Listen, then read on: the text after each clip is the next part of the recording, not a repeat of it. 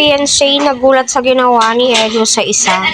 So, kitang-kita naman po natin na hindi naman po ito maitatago. Shoutout po sa lahat ng LC out there. Please, sa mga hindi pa po nakasubscribe, please hit the subscribe button and notification bell. Pahingi naman po ng peranggot ng likes mga ka-Team LC. So, yun na nga po yung topic po natin ay nababasa nyo naman po mismo.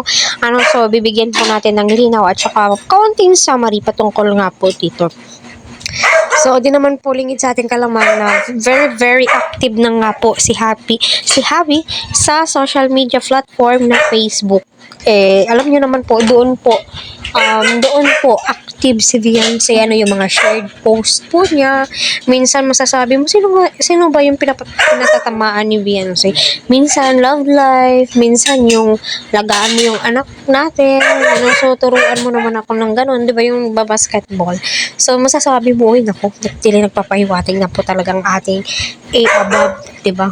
So normal lang po yan, my God. Masasabi mo po talagang mahal ni Beyonce si Eds at iniingatan po niya itong si Eds. The way na paano po alagaan ni Edo si Beyonce. Ayan, patuloy po natin suportahan si Kalinga Prab, Kuya Val at ang buong team. Please wag po natin skip ang kanilang ads.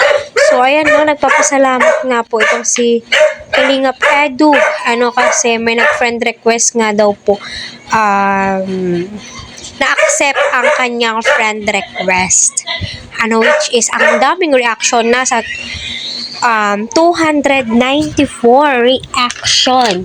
May mga heart, may mga emoji na laughing, diba? May likes, diba? So, hindi po inaasahan ng karamihan ito, na hindi pa pala sila friends sa Facebook.